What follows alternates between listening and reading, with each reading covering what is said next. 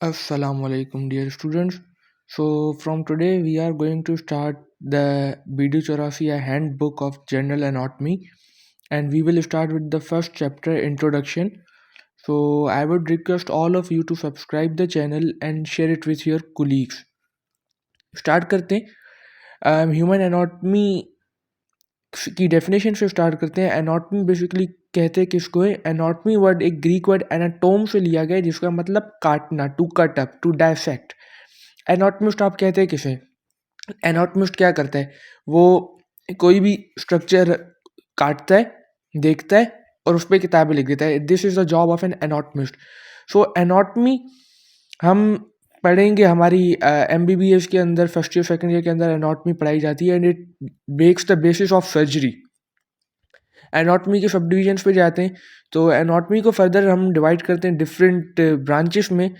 So first branch is cadaveric anatomy. Cadaveric anatomy उसको कहते हैं जो आप कैडावर पे स्टडी करें, यानी कैडावर किसे कहते हैं, डेड बॉडी को। जो ब्रांच ऑफ एनाटॉमी जिसमें आप डेड बॉडी उठाएं, उसको काटें या उसको ऑब्जर्व करें एंड देन उसको पढ़ें, दैट इज कॉल्ड कैडावरिक एनाटॉमी। अब okay, let me clear you the point कि कैडावरिक एनाटॉमी को माइक्रोस्कोपिक एनाटॉमी या ग्रोस एनाटॉमी भी कहते हैं।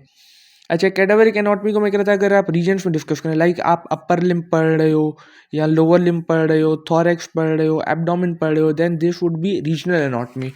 और अगर आप कैडावर को इन सिस्टम्स डिस्कस करें, लाइक आप पढ़ रहे हो skeletal system, that is osteology, muscular system myology, then it would be systemic anatomy. Living anatomy, अगर आपके पास कोई पेशेंट आ रहा है, आप पेशेंट को देख रहे हो, उसे इंस्पेक्ट कर रहे हो, वहाँ पर जो आप एनाटॉमी की नॉलेज यूज़ कर रहे हो that is living anatomy. Palpate करना, ऑस्कल्टेट करना, प्रिकशन, मतलब वहाँ पर आपको बाय यूजिंग यूर इंस्ट्रूमेंट्स या यूजिंग यूर हैंड आपको पेशेंट को फील करना है, इंस्पेक्ट करना है, that is living anatomy. Embryology हमारे पास फर्स्ट ईयर सेकंड ईयर में पढ़ाई जाती है। तीन मेजर हमारे पास एनाटॉमीज डिस्कस होती हैं फर्स्ट ईयर सेकंड ईयर के लेवल पे। एक ग्रॉस एनाटॉमी, एक एम्ब्रियोलॉजी और एक हिस्टोलॉजी। एम्ब्रियोलॉजी डेवलपमेंटल एनाटॉमी को कहते हैं। आपके पास एक सिंगल सेल है, जायगोट। इस जायगोट से लेके आपके पास ये पूरा अडल्ट ह्यूमन जो खड़ा है ये कैसे बन रहा है, इसकी स्टडी को आप कहते हो एम्ब्रियोलॉजी, राइट। अब एम्ब्रियोलॉजी में फर्दर दो टाइप्स आते हैं, एक ऑन्टोजेनी, एक फाइलोजेनी। हम जो डिस्कस कर रहे होंगे आगे के लेक्चर सीरीज के अंदर इंशाल्लाह, दैट वुड बी ऑन्टोजेनी। उसमें आप क्या करते हो, पूरा यहाँ ज़ायगोट से लेकर अडल्ट तक का जो ट्रांजिशन है इसको बारे में आप पढ़ रहे हो। और फाइलोजेनी में क्या होगा कि फाइलोजेनी में आप एवोल्यूशनरी हिस्ट्री पढ़ोगे, लाइक एवोल्यूशन में ये कैसे वजूद में आया इंसान, या क्या एवोल्यूशन हुए कि पहले जैसे कहते हैं इंसान बंदर थे फिर वो इंसान बने। So how this all proceeded. आगे चलते हैं हम नेक्स्ट ब्रांच पे, हिस्टोलॉजी, माइक्रोस्कोपिक एनाटॉमी। इसमें आप क्या करोगे, आप सेलुलर लेवल पर, टिश्यू लेवल पे जाके स्टडी कर रहे होगे माइक्रोस्कोप के थ्रू।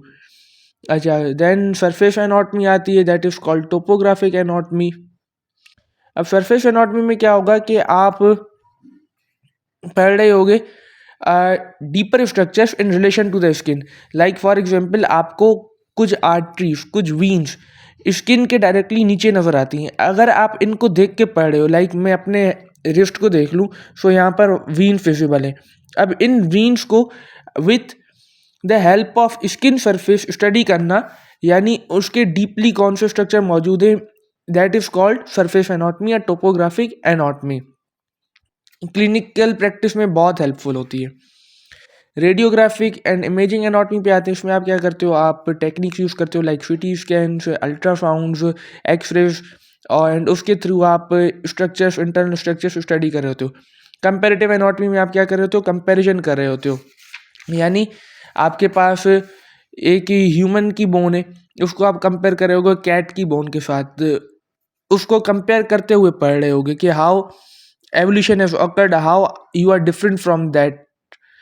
फिजिकल एंथ्रोपोलॉजी के अंदर आप क्या करते हो, आप ह्यूमन के अंदर भी डिफरेंट रेसेस होती हैं। ईस्टर्न के एंड वेस्टर्न कल्चर के अंदर ह्यूमन की साइज, शेप में बहुत फ़र्क होता है। इसको स्टडी करना, that is called physical anthropology. Applied anatomy, clinical anatomy, one of the main branch. इसके अंदर क्या होगा, आप अपनी एनाटॉमी की नॉलेज को इस्तेमाल कर रहे होगे during your clinical practice, during your medical practice, आप अप्लाई कर रहे होगे। फॉर एग्जाम्पल मुझे पता है कि ये ह्यूमरस है, एंड ह्यूमरस के इस पार्ट से, जिसको सर्जिकल नेक कहते हैं, यहाँ से एक्सिलरी नर्व क्रॉस करती है। सो अगर यहाँ पे डैमेज हो रहा है, then I would be quite sure कि एक्सिलरी नर्व डैमेज हुई है। अब इसको स्टडी करना would be called applied anatomy. मैंने एनाटॉमी की नॉलेज को अप्लाई किया। क्लिनिकल एनाटॉमी, मैंने क्लिनिक के अंदर एनाटॉमी की नॉलेज को अप्लाई किया। एक्सपेरिमेंटल एनाटॉमी में आप क्या करते हो कि आपके पास कोई भी आपको स्ट्रक्चर दिख रहा है, कोई भी बोन दिख रही है, वो बोन ऐसी ही क्यों है, कौन से फैक्टर्स थे जिसने उस बोन उनका ये स्ट्रक्चर बनवाया, या वो फंक्शन जो परफॉर्म कर रही है वो यही फंक्शन क्यों परफॉर्म कर रही है, सपोर्ट ही क्यों देती है, इसको आप पढ़ो। That is experimental anatomy. Genetics, last but not the least, आपको पता है हर चीज़ जीन के लेवल पे कंट्रोल होती है। सो आप जो स्ट्रक्चर पढ़ रहे होगे वो अल्टीमेटली किसी न किसी जीन ने बनाया है या जीन्स ने बनाया है। That study of genes I will say is called genetics. Next topic है history of anatomy. I will say it's not very important, आप इसको स्किप करते हैं, इससे सवाल नहीं आते। It's not a high yield topic. And then there is anatomical nomenclature. It's again not a very high yield. So moving forward, language of anatomy. This is one of the very main topic. Language of anatomy में आपको पता होने चाहिए positions, आपको पता होने चाहिए planes, आपको पता होने चाहिए एनाटॉमिकल टर्म्स। हम स्टार्ट करते हैं पोजीशन से। सबसे पहले हमें जो वर्ड क्लियर हो वो है एनाटॉमिकल पोजीशन। जब एक बंदा आपके पास स्ट्रेट खड़ा हुआ है और उसका हेड आपकी तरफ, चेस्ट आपकी तरफ, फिट आपकी तरफ, एंड पाम्स आपकी तरफ फेस कर रहे हैं, आप देख सकते हो पाम्स आपकी तरफ फेस कर रहे हैं, this is called the anatomical position. Reference position के तौर पे इसे यूज़ किया जाता है। लाइक मैं अगर मैं यहाँ ड्रॉ कर सकूँ, ये एक बंदा होगा, ये आपको देख रहा होगा, इसकी आंखें बना लेते हैं, एंड यहाँ पे इसके दोनों फिट होंगे, ये भी आपकी तरफ होंगे, ये फॉरवर्ड फेस कर रहे होंगे, और यहाँ पर उसके पाम्स होंगे और वो पाम्स भी क्या होंगे, फॉरवर्ड फेस कर रहे होंगे। ओके, पता नहीं क्या बन गया, चले ठीक है। This would be called anatomical position. So anatomical position के अंदर हम इसको इस्तेमाल क्या क्यों करते हैं, हमारे पास ये रेफरेंस के तौर पर यूज़ होती है ड्यूरिंग आवर स्टडी। जब हम एनाटॉमी को आगे पढ़ेंगे ग्राफ्स पढ़ेंगे, तो जो रेफरेंस पोजीशन होगी जिसके थ्रू आप टर्म्स देते हो, एनाटॉमिकल टर्म्स जो आगे हम डिस्कस करेंगे, वो एनाटॉमिकल पोजीशन रेफरेंस होती है, उसके थ्रू देते हैं। अच्छा, नॉर्मल अगर आपको मैं बोलूँ आप खड़े हो जाओ, तो आप कभी भी पाम्स को फॉरवर्ड नहीं फेस कर रहे होगे, इंस्टेड आपके पाम्स टिल्टेड होंगे towards your hips, towards your mid line of the body. That is not the anatomical position, that is the fundamental position जिसके अंदर एक बंदा नॉर्मल कंडीशंस में खड़ा होगा। पोजीशंस की तरफ आ जाते हैं, हमारे पास सुपाइन पोजीशन होती है, उसमें बंदा लेटा हुआ होता है, एंड ऑल इस पार्ट फेस अपवर्ड, उसका face upward, chest upward, feet upward, and again palms भी upward. Prone position is just opposite to supine position with one difference, हर बंदा लेटा हुआ होगा, everything would be facing downward, face downward, chest downward, and feet downward, लेकिन palms are still facing upward. This has to be cleared. Lithotomy position में क्या होता है कि पर्सन के लेग्स को आप सपोर्ट के थ्रू ऊपर करते हैं, and this position is commonly used for delivery of the baby. Okay, planes पे आते हैं। Anatomical planes actually imaginary planes होते हैं जो बॉडी को डिवाइड करते हैं। तीन मेन प्लेन्स होते हैं, एक होता है मीडियन प्लेन और मिड सजाइटल प्लेन, बॉडी के सेंटर से गुजरेगा, बॉडी को लेफ्ट एंड राइट पार्ट में डिवाइड कर देगा।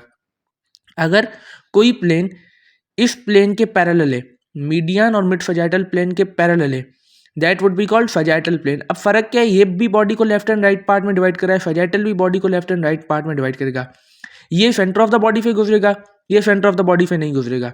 मीडियन प्लेन जो है ये equal left and right half में डिवाइड करेगा, लेकिन sagittal plane unequal left and right half में डिवाइड करेगा।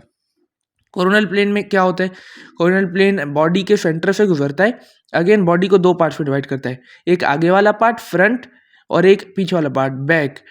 This is the anterior part and this is the posterior part, यानी a plane that divides the body into anterior and posterior half. Horizontal plane क्या होता है? Horizontal plane बोले या transverse horizontal plane बोले, body के centre से गुजरेगा, बॉडी को अपर पार्ट, सुपीरियर पार्ट और लोअर पार्ट, इंफीरियर पार्ट में डिवाइड कर देगा। ऑब्लिक प्लेन क्या होता है? ऑब्लिक प्लेन आपके पास कोई भी प्लेन इन तीन मेन प्लेन्स को छोड़कर है। कौन कौन से तीन मेन प्लेन्स हमने जो पढ़े, जो इंपॉर्टेंट प्लेन्स थे?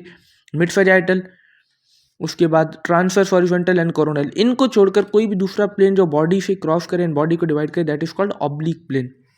फॉर एग्जाम्पल ये मेरे पास एक बंदा है,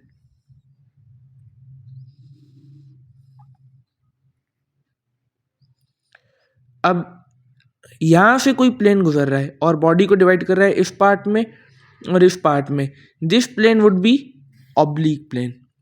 अच्छा, कार्डिनल प्लेन क्या होता है? वो प्लेन जो बॉडी के सेंटर से गुजरे, जो हमने तीनों प्लेन्स पढ़े अभी, mid sagittal, coronal and transverse, ये तीनों प्लेन्स कार्डिनल प्लेन्स है।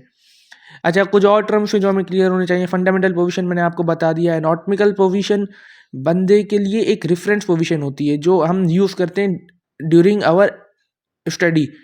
फंडामेंटल पोजीशन एक कंफर्टेबल पोजीशन होती है जिसमें बंदा नॉर्मली खड़ा होना पसंद करता है। सेंटर ऑफ ग्रेविटी, इसका मतलब ये होता है कि जहाँ पर ये तीनों कार्डिनल प्लेन्स जो हमने पढ़े, कौन कौन से? Coronal, transverse and mid sagittal, ये जिस पॉइंट पर इंटरसेक्ट करें, that point of body is called center of gravity.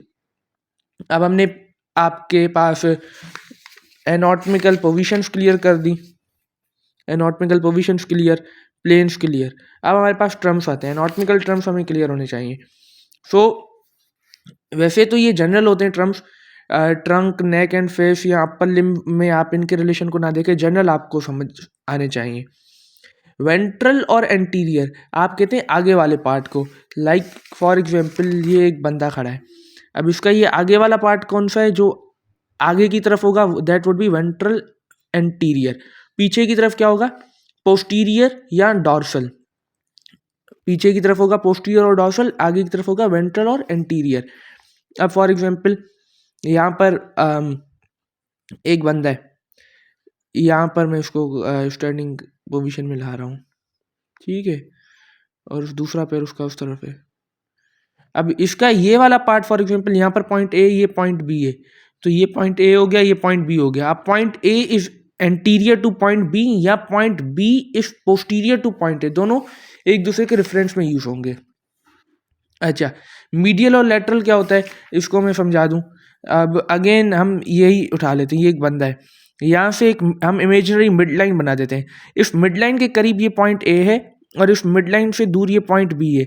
This point is medial to this point, यानी पॉइंट ए अगर इसको बोल देते हैं, पॉइंट बी इसको बोल देते हैं, then point A is medial to point B या point B is lateral to point A. जो मिड लाइन के करीब होगा वो मीडियल होगा और जो मिड लाइन से दूर होगा वो लेटरल होगा। इमेजिनरी मिड लाइन हमने ड्रॉ की। अच्छा, प्रॉक्सिमल बोलें, क्रेनियल बोलें या सुपीरियर बोलें, ये टर्म जो होता है ये यूज किया जाता है जब कोई चीज ऊपर की तरफ हो। लाइक फॉर एग्जांपल ये एक बंदा था, इसमें मैंने यहाँ पर पॉइंट एक ये बना दिया और एक ये वाला पॉइंट बना दिया, एक ये पॉइंट बन गया, एक ये पॉइंट बन गया। अब दिस पॉइंट इज प्रॉक्सिमल या सुपीरियर टू दिस पॉइंट, यानी अगर ये पॉइंट ए है एंड ये पॉइंट बी है, पॉइंट ए इज प्रॉक्सिमल और superior to point B and point B is caudal, distal या इंफीरियर टू पॉइंट ए। अच्छा, यानी जो ऊपर की तरफ होगा that would be proximal, cranial और सुपीरियर, जो नीचे की तरफ होगा that would be distal, caudal और इंफीरियर। सुपरफिशियल और डीप ये स्किन के लिए वर्ड्स यूज होते हैं स्किन के रिलेशन में, यानी आप जो ऊपर टिश्यू देख रहे होगे that would B superficial tissue, और कोई चीज़ नीचे गहराई में मौजूद होगी लाइक स्किन हटाऊं और वहां पर कोई टिश्यू देखूं that would B deep tissue. आगे चलते हैं, दो टर्म होते हैं इप्सिलेटरल और कॉन्ट्रालेटरल। अच्छा, अगेन मैं एक बंदा बनाऊंगा बहुत बुरा,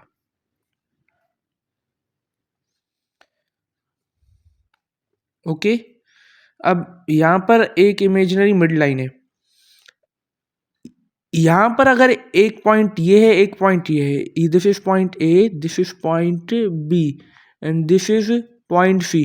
अब ए और बी दोनों बॉडी की एक हाफ में मौजूद है, दोनों बॉडी की एक साइड मौजूद है, so A and B would be term ipsilateral. लेकिन ए और सी या बी और सी दोनों बॉडी की अपोजिट साइड मौजूद है, अपोजिट हाफ में मौजूद है, so they would be term contralateral. I hope you are clear with these terms now. आखिरी last but not the least are invagination and इवेजिनेशन।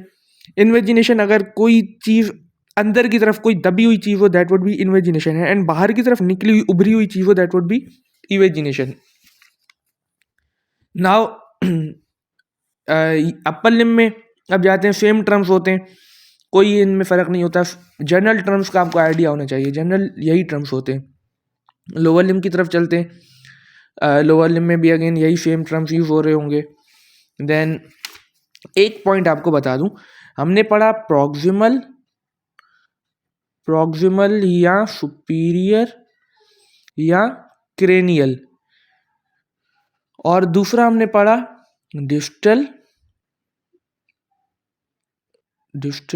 या इंफीरियर या कॉर्डल। अब जो पॉइंट आपको क्लियर होना चाहिए वो ये है कि हम एम्ब्रियोलॉजी के अंदर, एम्ब्रियो के अंदर एक दूसरा वर्ड यूज करते at the place of cranial, proximal, superior, उसकी जगह एक दूसरा वर्ड यूज होता है दैट इज रोस्ट्रल। मैं आई गेस ढूंढ सकूं, यहाँ पे लिखा था कहीं पर, हाँ ये देखिए, क्रेनियल की जगह पर आप रोस्ट्रल वर्ड यूज करते इन केस ऑफ एम्ब्रियोलॉजी, लेकिन ग्रॉस एनाटॉमी में इतना ज़्यादा यूज नहीं होता। ओके, अब मूवमेंट्स की तरफ आते हैं। हमारे पास कुछ टर्म्स मूवमेंट्स में इस्तेमाल होते हैं। तो सबसे पहले हमारे पास मूवमेंट्स 4 टाइप्स की होती हैं, gliding movements, angular movements, special movements and rotation. ये साइनोवियल जॉइंट्स पर होती हैं। ग्लाइडिंग मूवमेंट्स उनको कहते हैं जिनमें angle between the bones does not change. Like आपके पास कार्पल बोन्स जो होती हैं, जो रिस्ट बनाती हैं, उनकी 2 रोव होती हैं, 1 2 3 4, 1 2 3 4, 2 रोव होती हैं। एक ये ऊपर वाली रो होती है, एक नीचे वाली रो होती है, और दोनों रोव में आपके पास 4 बोन्स होती हैं, टोटल 8 कार्पल बोन्स होती हैं। जब आप रिस्ट को मूव कर रहे होते हो, देन जो आपके पास ये कार्पल बोन्स हैं, ये एक दूसरे के ऊपर स्लाइड कर रही होती हैं। इट मीन्स उनकी दरमियान एंगल इतना कोई खास चेंज नहीं हो रहा होता। This kind of movements are called gliding movements या स्लाइडिंग मूवमेंट्स भी इनको कहते हैं। एंगुलर मूवमेंट्स में क्या होता है, एंगल बहुत ज़्यादा चेंज होता है। अब इनमें आपके पास 4 टाइप की मूवमेंट आ जाती हैं, आई will say 5 type, flexion, extension, abduction, adduction and circumduction. अब फ्लेक्शन में क्या हो रहा होगा, आपके पास 2 बोन्स होंगी फॉर एग्जांपल, उनके दरमियान एंगल डिक्रीज होगा, एंड एक्सटेंशन में एंगल इंक्रीज होगा। एबडक्शन में क्या होता है, आपके पास ये एक, आपके पास फॉर एग्जांपल बॉडी की ये मिड लाइन है, इमेजिनरी मिड लाइन से दूर लेके जाओ किसी भी पार्ट को, that would B abduction. Mid line के करीब लेके आओ, दैट वुड बी एडक्शन। और सर्कमडक्शन जो हम टर्म यूज करते हैं, इसमें क्या होता है, आप इन चारों मूवमेंट्स को, फ्लेक्शन, एक्सटेंशन, एबडक्शन, एडक्शन को एक सीक्वेंस में परफॉर्म करते हैं। पहले एक्सटेंशन होगी, then abduction, then flexion, then adduction. Special movements की तरफ आते हैं। स्पेशल मूवमेंट्स में आपके पास प्रोट्रैक्शन, रिट्रैक्शन होती है, इन्वर्जन, इवर्जन होती है, प्रोनेशन, सुपिनेशन होती है, एंड अब इनको मैं शो कर दूं, प्रोट्रैक्शन, रिट्रैक्शन। पहले प्रोनेशन, सुपिनेशन। प्रोनेशन सुपिनेशन क्या होती है कि मेरा ये रिस्ट जॉइंट पे होती है। अब इसको मैं क्या करता हूँ, अगर मैं ऊपर की तरफ ले जाता हूँ that is supination, and rotate करके नीचे की तरफ लेके जाता हूँ that is pronation. Inversion, eversion foot के केस में होती हैं। I will show you with the help of diagram. हाँ ये देखें, अगर मैं फुट के जिस सरफेस पे आप रेस्ट कर रहे हो उसको टूवर्ड्स द मिड लाइन ले आऊँ that is inversion, and away from the mid line लेकर जाऊँ दैट इज इवर्जन। उसके बाद आपके पास प्रोट्रैक्शन, रिट्रैक्शन, ये लोअर जॉ में होती है। लोअर जॉ को मैंडिबल कहते हैं। अगर लोअर जॉ को मैं आगे ले आता हूँ that is called protraction, and अगर लोअर जॉ को मैं पीछे लेके जाता हूँ दैट इज कॉल्ड रिट्रैक्शन। ये देखें, अगर लोअर जॉ मैंडिबल को आगे लेके गया प्रोट्रैक्शन, पीछे लेके गया रिट्रैक्शन। एंड देन एक मूवमेंट होती है that is called opposition and reposition, ये भी स्पेशल मूवमेंट है। अब ये मेरा हैंड है, इस थंब के जरिए मैंने लिटिल फिंगर को टच किया, दैट इज ओपोजिशन, एंड इसको नॉर्मल पोजिशन में ले आया, दैट इज रिपोजिशन। अच्छा, ये होती है स्पेशल मूवमेंट्स। रोटेशन में आते हैं तो रोटेशन कहते हैं कि एक आपके पास इमेजिनरी एक्सिस होगा, एक फॉर एग्जांपल ये इमेजिनरी एक्सिस होगा और इसके अराउंड आपकी बोन रोटेट कर रही होगी। अब रोटेशन दो टाइप्स की होती है, एक होती है मीडियल रोटेशन, एक होती है लेटरल रोटेशन। अगर मैं किसी भी पार्ट को टुवर्ड्स द मिड लाइन ले आऊँ, फॉर एग्जांपल ये मेरा हैंड है, इसको मैं यूं मिड लाइन की तरफ ला रहा हूँ, that is medial rotation, and away from the mid line लेके जा रहा हूँ, that is lateral rotation. I hope ये टर्म्स भी आपको क्लियर हो गए होंगे। अब आगे भी ये अपर लिम में रिलेशन में जाएंगे या लोअर लिम के रिलेशन में जाएंगे, सेम मूवमेंट से वहाँ पर हम डिटेल में स्टडी कर रहे होंगे। देन नेक्स्ट टॉपिक हमारे पास है terms use for describing muscles. अच्छा, मसल को जब आप डिस्क्राइब कर रहे होते हो आपको कुछ टर्म्स क्लियर होने चाहिए जो आगे भी बार बार यूज होंगे। Origin and insertion. मसल के दो एंड्स होते हैं, एक वो एंड जहाँ पर वो फिक्स्ड हो दैट इज ओरिजिन, और दूसरा वो एंड जहाँ पर वो मूवमेंट कर रहा हो that is insertion. For example यहाँ बाइसेप्स है, अब ये एंड इसका होगा ओरिजिन, यहाँ से फिक्स्ड होगा, और यहाँ पर ये एक्शन परफॉर्म कर रहा होगा, दैट वुड बी इंसर्शन। अच्छा, ये दोनों टर्म्स चेंज हो सकते हैं, इंटरचेंजेबल है, यानी ओरिजिन इंसर्शन बन सकता है, इंसर्शन ओरिजिन बन सकता है। इस वजह से जब हम आगे पढ़ेंगे तो हमने साइंटिस्ट ने क्या किया, ओरिजिन इंसर्शन टर्म्स को ख़त्म कर दिया एंड हम वो यूज़ करते हैं हम दो टर्म्स, एक मसल की कहते हैं प्रॉक्सिमल अटैचमेंट ऊपर की तरफ, और एक डिस्टल अटैचमेंट। बेली कहते हैं मसल के उस मेन पार्ट को जो कॉन्ट्रैक्ट करेगा, that would be the belly. अच्छा, टेंडन एंड लिगामेंट के बारे में क्लियर कर लें। टेंडन के बारे में पहले पता हो कि ये इलास्टिक होता है, लिगामेंट इन इलास्टिक होता है। टेंडन मसल को कनेक्ट करता है बोन के साथ, लिगामेंट बोन को कनेक्ट करता है बोन के साथ इन फॉर्मेशन ऑफ जॉइंट। अच्छा, टेंडन आपके पास अगर फ्लैट हो, फ्लैट यानी ये एक टेंडन है बट ये फ्लैटेंड फॉर्म में मौजूद है, then this tendon would be called aponeurosis, it would be called aponeurosis. और रेफी क्या होता है, रेफी आपके पास अगर मैं सिंपल वर्ड यूज करूँ so it is a collection of tendons, एक टेंडन्स का मजमुआ, उसको क्या कहते हैं, रेफी कहते हैं, टेंडन्स का या एपोन्यूरोसिस का। ओके, हम आते हैं दूसरे टर्म्स पे जो वेसल्स को डिस्क्राइब करते हुए यूज होते हैं, उनमें आर्टरीज, कैपिलरीज, वीन्स, ये आपको टर्म्स ऐसे क्लियर होंगे। आर्टरीज ब्लड लेके जाती हैं away from the heart, capillaries में एक्सचेंज होता है, and veins again bring back towards the heart. Vena comitantes, ये वर्ड आपको क्लियर होना चाहिए। फॉर एग्जाम्पल कोई एक आर्टरी है हमारे, ये हमारा पास एक अपर लिम्ब है, ठीक है, अपर लिम्ब में ये एक आर्टरी गुजर रही है। अब इस आर्टरी के सराउंडिंग में हमारे पास दो वीन्स होंगी जो इस आर्टरी को ड्रेन करेंगी, एक यहाँ से वीन होगी, एक यहाँ से वीन होगी। बहुत जगहों पे ये होती हैं, मतलब कोई भी आर्टरी जा रही होगी उसके साथ दो वीन्स होती हैं, these two veins are called venae कॉमिटेंट्स।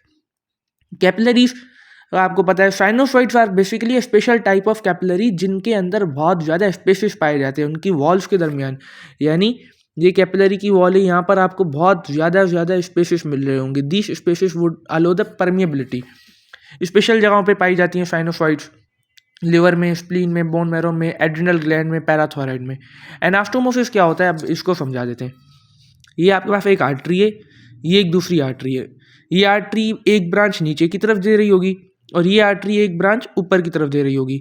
अब ये दोनों ब्रांचेस आपस में क्या कर रही हैं, कंबाइंड हो रही हैं इस पॉइंट पे, this point is called anastomosis.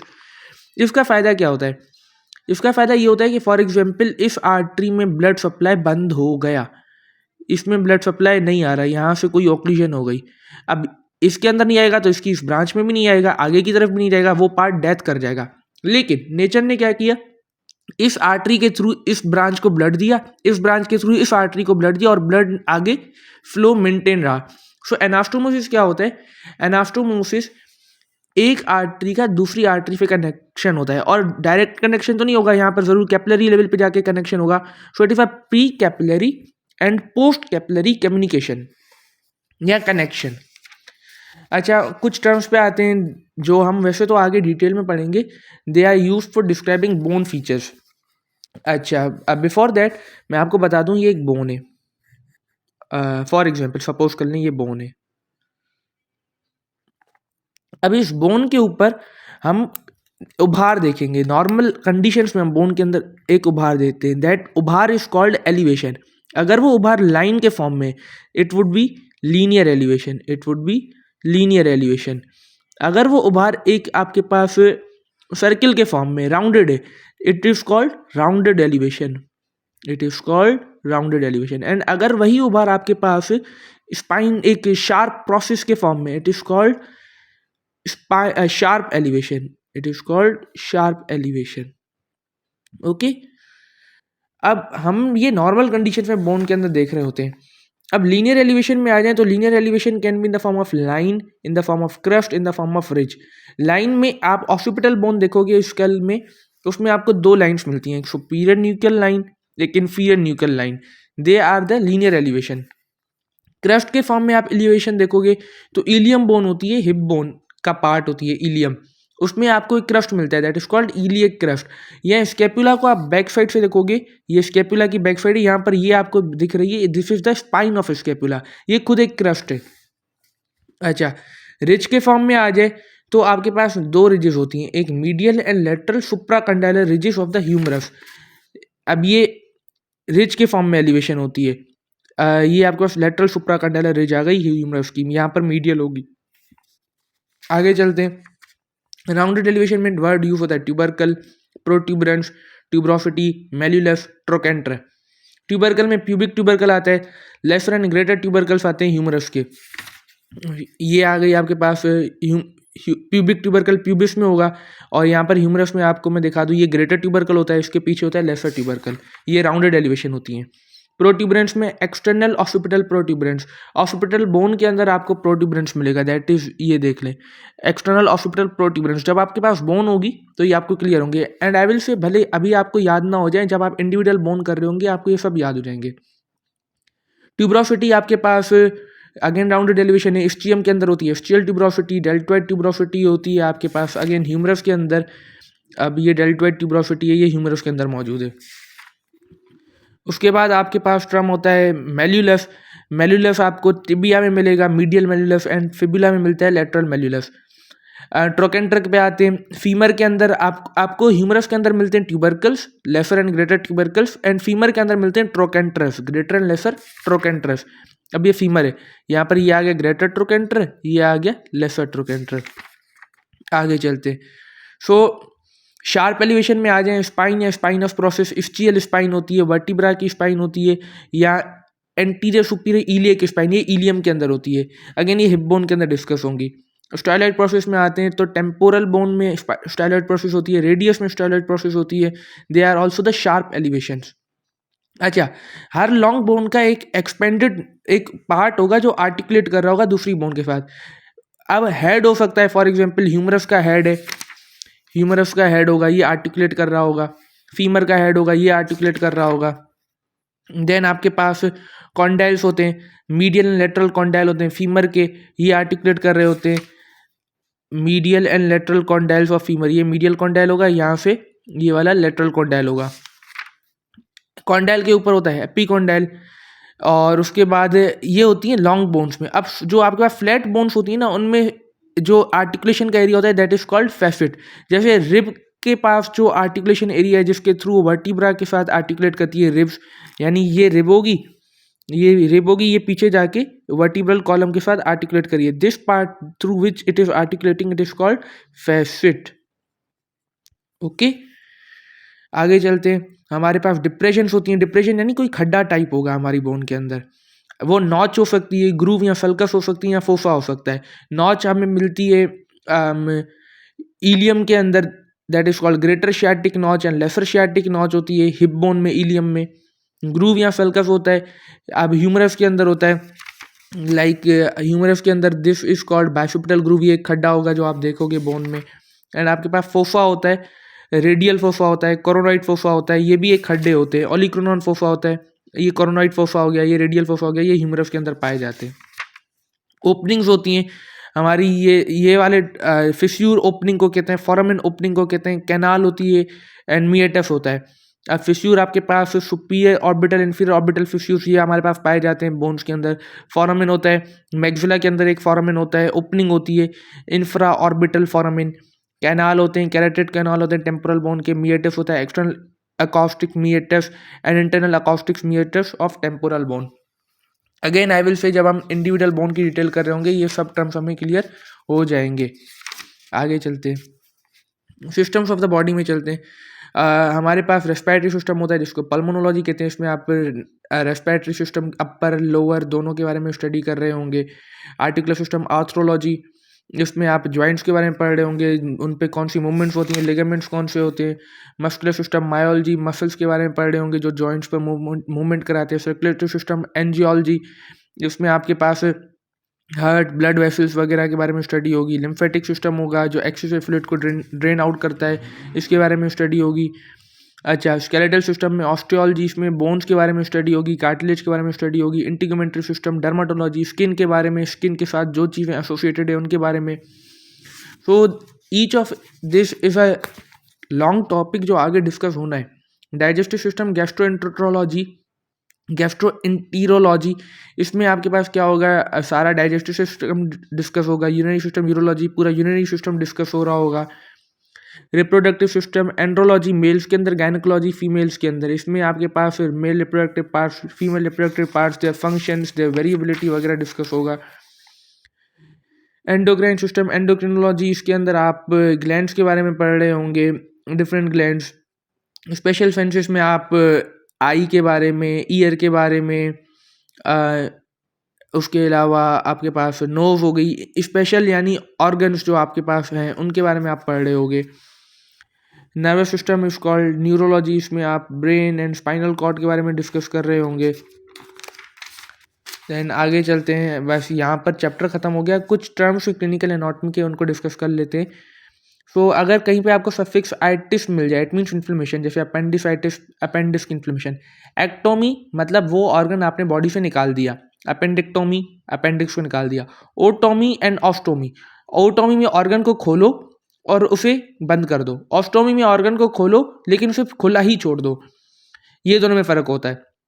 ओमा सफिक्स मीन्स ट्यूमर, जैसे लिपोमा, ऑस्टियोमा बोन का ट्यूमर।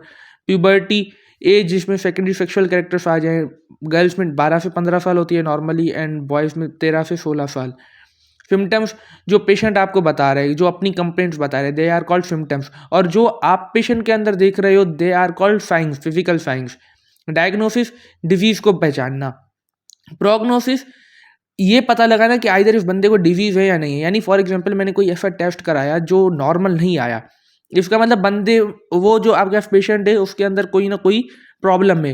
ही और she can suffer from a disease, but आपको नहीं पता वो डिजीज़ कौन सी है। यानी आपने सिर्फ पता लगाया कि डिजीज़ हो सकती है या नहीं हो सकती, that is called prognosis. Pyrexia है मेडिकल टर्म फॉर फीवर। लेशन, इसको लेशन कहते हैं किसी भी इंजरी का हो जाना। यानी फॉर एग्जांपल को कोई ऑर्गन है वहाँ पर इंजरी हो गई या वहाँ का जो टिश्यू है वो डेथ कर रहा है, that is called lesion. Inflammation जो होती है उसमें एक डिटेल टॉपिक है, 5 बेसिक आपको रिएक्शन याद होने चाहिए इन्फ्लेमेशन में होते हैं। स्वेलिंग हो जाती है, पेन होता है, रेडनेस होती है, वहाँ वो एरिया जल रहा होगा, वार्मथ और हीट, और वहाँ का फंक्शन चला जाएगा। दी 5 basic things comprise the inflammation. Oedema, आपको पता है कि फॉर एग्जांपल ये एक आर्टरी है, ये ब्लड लेके आ रही है, यहाँ पर सेल्स होंगे, यहाँ पर क्या होगा, टिश्यू फ्लूइड होगा, इंटरस्टिशियल फ्लूइड होगा। अब यहाँ पर आर्टरी से जो फ्लूइड आता है वो अगर ज़्यादा आ जाए एंड अक्यूमुलेट कर जाए, बढ़ता जाए, दैट इज़ कॉल्ड एडिमा या ऑडिमा, जो आप बोले। ओके, देन हम आगे चलते हैं। थ्रोम्बोसिस, अगर आपके पास आर्टरी है उसके अंदर कोई ऐसा क्लॉट बन गया, प्लाक बन गया जिसने ब्लड को रोक दिया, ब्लड फ्लो को रोक दिया, that is called thrombosis. Embolism, अगर वही प्लाक निकल के फ्रीली मूव कर रहा है, that is called embolus. Haemorrhage क्या होगा, ब्लीडिंग होगी, यहाँ तो एक्सटर्नल या इंटरनल। अल्सर क्या होता है, स्किन या स्किन के नीचे कोई म्यूकस मेम्ब्रेन किसी भी ऑर्गन की डैमेज हो जाए, यानी किसी भी ऑर्गन की म्यूकस मेम्ब्रेन में कोई आपके पास इरोजन हो जाए, खत्म होना वो शुरू हो जाए, टूटना शुरू हो जाए, दैट इज कॉल्ड अल्सर। जैसे गैस्ट्रिक अल्सर्स होते हैं। साइनस किसे कहते हैं, ब्लाइंड ट्रैक को। फॉर एग्जांपल ये मेरे पास एक ओपनिंग है, एक आर्टरी है, कोई वेसल है फॉर एग्जांपल, ये इस साइड से ओपन है और इस साइड से ओपन है एंड इस साइड से क्लोज है, दैट इज कॉल्ड साइनस। उसके बाद फिस्टूला में आते हैं। फिस्टूला एक एबनॉर्मल पैसेज होता है। फॉर एग्जांपल मेरे पास ये आर्टरी है, इसको आगे चल के इस आर्टरी से कनेक्ट करना है, लेकिन किसी भी कंडीशन की वजह से मैंने यहाँ का ब्लड यहाँ जाना है, किसी भी कंडीशन की वजह से मैंने यहाँ पर एक इंजेक्शन लगा दी, अब ब्लड बजाय यहाँ जाए उस इंजेक्शन में यूँ जाएगा। This abnormal route is called fistula. उसके बाद आते हैं नेक्रोसिस पर। नेक्रोसिस में क्या होती है, डेथ हो जाती है किसी भी और टिश्यू की due to the death of the cells. Degeneration भी यही होता है, गैंग्रीन भी यही होता है। तो तीनों में कोई इतना खास फर्क नहीं होता। अच्छा, इन्फार्क्शन भी डेथ को ही कहते हैं, लाइक हार्ट के मसल्स की हो जाए, it is called myocardial infarction. Atrophy, dystrophy, hypertrophy, hyperplasia, hypoplasia, ये टर्म्स क्लियर कर लेते हैं। एट्रॉफी में क्या होता है, सेल्स की साइज डिक्रीज हो जाती है बिकॉज आपने उन सेल्स को यूज़ करना कम कर दिया है, उनका फंक्शन रिड्यूस हो गया है। डिस्ट्रॉफी में सेल्स की साइज डिक्रीज हो जाती है and it is mainly due to the defective nutrition. Hypertrophy में सेल्स की साइज इंक्रीज कर जाती है without increase in the number of cells. And hyperplasia में साइज तो बढ़ जाती है लेकिन नंबर भी बढ़ जाता है। हाइपोप्लेजिया, अब दो टर्म्स थे हमारे पास, हाइपोप्लेजिया एंड एप्लेजिया। हाइपोप्लेजिया के अंदर क्या होता है कि फॉर एग्जांपल ये ऑर्गन है कोई, ये ऑर्गन बनने के दौरान इसका जो प्रोसेस था एम्ब्रियोलॉजी में कि ये ऑर्गन जब बन रहा था इसकी डेवलपमेंट कंप्लीट नहीं हुई, ये आधा बना आधा ना बना या इमेच्योर बना, यानी ये अपनी फुल साइज को या फुल फॉर्म को, फंक्शनल फॉर्म को अटेन नहीं कर पाया। That is called hypoplasia. And aplasia में क्या हुआ कि ये ऑर्गन बन ही नहीं पाया, यानी इस ऑर्गन की कोई मौजूदगी ही हमने नहीं देखी बॉडी के अंदर। That is called aplasia. Syndrome कहते हैं सिम्टम्स एंड साइंस को जो आपके पास किसी भी डिजीज़ का आपके पास पिक्चर बनाए, यानी मैं एक पेशेंट मुझे अपने सिम्टम्स बता रहा है, मैं साइंस देख रहा हूँ और फिर मैं आइडेंटिफाई कर रहा हूँ ये डिजीज़ है, then that disease would be called syndrome. Paralysis, आपके पास कोई भी बॉडी पार्ट मूवमेंट नहीं कर पा रहा। हेमीप्लेजिया, आपके पास one half of the body, आधी बॉडी पैरालाइज हो जाए, that is called hemiplegia. Paraplegia, दोनों लोअर लिम्स पैरालाइज हो जाए। मोनोप्लेजिया, एक कोई भी लिम्ब, यानी 4 लिम्स हैं आपकी बॉडी में, उनमें से कोई भी एक लिम्ब आपके पास पैरालाइज हो जाए, आइदर वो कोई भी अपर लिम्ब हो सकता है या कोई भी लोअर लिम्ब हो सकता है। क्वाड्रिप्लेजिया, चारों लिम्स पैरालाइज हो जाए। एनेस्थीसिया, सेंसेशन चली जाए। एनाल्जेसिया, पेन की सेंसिबिलिटी चली जाए, यानी आपको पेन फील ना हो रहा हो। थर्मानेस्थिया, यानी टेम्परेचर की सेंसिबिलिटी चले जाए, आप टेम्परेचर फील ना कर सकें। हाइपर एस्टिया, यानी एबनॉर्मली आप ज़्यादा कोई भी चीज़ फील कर रहे हो, यानी मैं अगर फॉर एग्जांपल टच करूं तो I will feel a very high sensation, that is called hyperesthesia. Paresthesia, आपके पास सेंसेशन जो होती है वो कम हो जाती है। कोमा, बिल्कुल बेहोश हो जाना, आप पेशेंट उठे ही ना, deep level of unconsciousness. Tumour या न्यूरोप्लाज्मा हमने पहले डिस्क्राइब कर लिया, इन एबनॉर्मल ग्रोथ होती है सेल्स की। बेनाइन, अगर वो ट्यूमर एक जगह पर है बेनाइन, अगर वो फैल रहा है देन इट इज मैलिग्नेंट। अगर अच्छा, मैलिग्नेंट जो होता है वो कार्सिनोमा भी हो सकता है, सार्कोमा भी हो सकता है। कोई भी वो टिश्यू जिसका ओरिजिन एक्टोडर्म या एंडोडर्म से, फॉर एग्जांपल एपिथेलियम टिश्यू, अगर उसमें मैलिग्नेंट ट्यूमर हो रहा है then it is called carcinoma. And कोई भी वो टिश्यू जिसका ओरिजिन मीजोडर्म से, लाइक कनेक्टिव टिश्यू, अगर उसमें मैलिग्नेंट ट्यूमर हो रहा है then it is called sarcoma. Cancer एक जनरल टर्म है, ये भी अगेन शो कर रहा होता है एबनॉर्मल ग्रोथ ऑफ सेल्स को। कैंसर का फैलना है, इज कॉल्ड मेटास्टेसिस। कोवेलिसेंस क्या होता है, आपके पास पेशेंट आया, आपने उसको ड्रग डिस्क्राइब की, वो पेशेंट रिकवर कर गया, अब पेशेंट का डिजीज से रिकवर करने का जो पूरा टाइम पीरियड है नॉर्मल हेल्थ अपनी अचीव कर ले, that is called convalescence. And आप ट्रीटमेंट कर रहे हो पेशेंट का, that treatment is called therapy. So I guess this was all about first chapter. आगे आई डोंट थिंक सो कुछ है, MCQ आप कर लेना इंशाल्लाह, देन नेक्स्ट चैप्टर फिर स्टार्ट करेंगे। तब तक के लिए अल्लाह हाफिज़ एंड